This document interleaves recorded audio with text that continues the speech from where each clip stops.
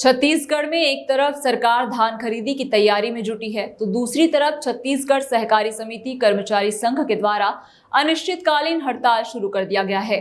कर्मचारियों के साथ कंप्यूटर ऑपरेटर के द्वारा भी अपनी 4 सूत्री मांगों को लेकर प्रदर्शन किया जा रहा है।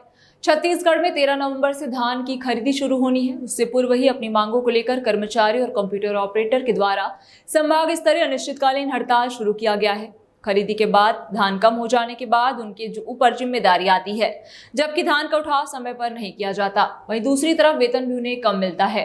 सहकारी बैंक में संघ ने सीधी भर्ती और आउटसोर्सिंग बंद करने की मांग की है। हर साल धान खरीदी शुरू होने से पहले इन कर्मचारियों के द्वारा विरोध प्रदर्शन और हड़ताल किया जाता है, लेकिन उसके बाद भी सरकार के द्वारा उनकी मांगों को अनदेखा किया जा रहा है। यही वजह है कि इस बार सरकारी कर्मचारियों के द्वारा अनिश्चितकालीन प्रदर्शन किया जा रहा है। ऐसे में सरकारी समितियों में कामकाज पूरी तरह से ठप हो गया है। अभी हम लोग 3 तारीख से जो अनिश्चितकालीन हड़ताल में बैठे हुए हैं धरने में, हम लोग का प्रमुख जो मांग है वो शासन से धान खरीदी को लेकर, उसके सुखद को लेकर है। शासन धान खरीदी की जो नीति बनाई है उसका हम स्वागत करते हैं, और धान खरीदी के जो नीति बना है उसमें शासन ने कहीं पे भी सुखद का प्रावधान नहीं किया है। इससे पहले 72 घंटे में उठाव का प्रावधान रहता था, शासन उसको भी हटा दिया है।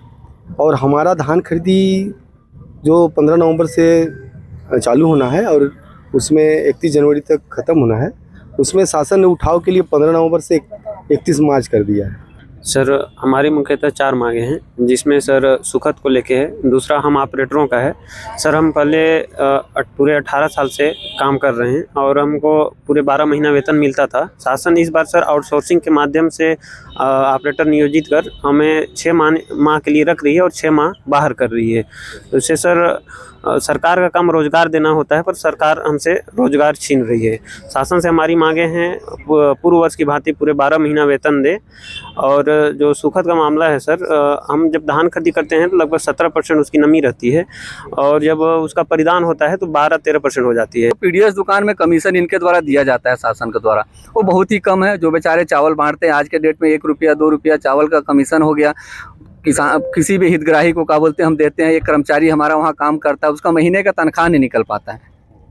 चौथा हमारी मांग है प्रबंधकीय अनुदान। जो कर्मचारी समितियों में काम कर रहे हैं उनको एक वेतन के अनुसार से क्या बोलते हैं, जो वेतन के लाला पड़े रहते हैं वो वेतन उनको दिया जाए। सर्वप्रथम मैंने आपको बोला कि पहली हमारी जो धान खरीदी है, मैं आपको बताना चाह रहा हूँ कि 2023 से गवर्नमेंट ने धान खरीदी शुरू किया। पहले ऑफलाइन था, धीरे धीरे आते हुए आज ऑनलाइन हो गया। आज हम 2025 में पहुंच गए। मैं आपको बताना चाहूँगा कि जो पैसा 2023 में हमको दिया जाता था धान खरीदी के लिए, आज भी वो पैसा हमको 2025 में ही दिया जाता है।